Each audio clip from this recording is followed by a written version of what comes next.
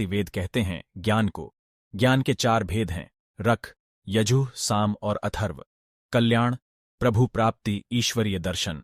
दिव्यत्व, आत्म शांति, ब्रह्म निर्वाण, धर्म भावना, कर्तव्य पालन, प्रेम, तप, दया, उपकार, उदारता, सेवा आदि रक के अंतर्गत आते हैं। पराक्रम, पुरुषार्थ, साहस, वीरता, रक्षा, आक्रमण, नेतृत्व, यश, विजय, पद, प्रतिष्ठा, यह सब यजु के अंतर्गत हैं। क्रीड़ा, विनोद, मनोरंजन, संगीत, कला, साहित्य, स्पर्श इंद्रियों के स्थूल भोग तथा उन भोगों का चिंतन, प्रिय कल्पना, खेल, गतिशीलता, रुचि, तृप्ति आदि को सामों के अंतर्गत लिया जाता है।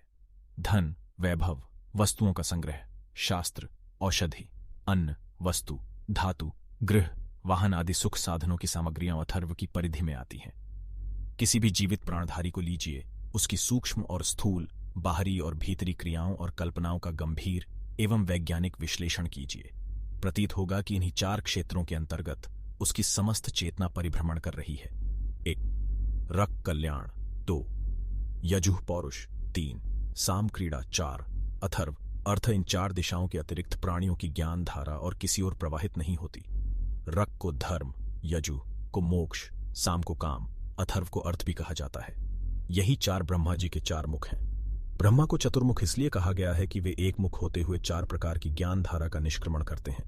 वेद शब्द का अर्थ है ज्ञान। इस प्रकार वह एक है, परंतु एक होते हुए भी वह प्राणियों के अंतःकरण में 4 प्रकार का दिखाई देता है। इसलिए एक वेद को सुविधा के लिए 4 भागों में विभक्त कर दिया गया है।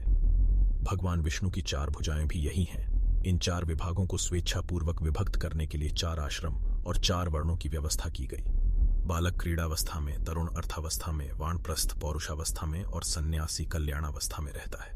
ब्राह्मण रक है, क्षत्रिय यजु है, वैश्य अथर्व है और साम शूद्र है।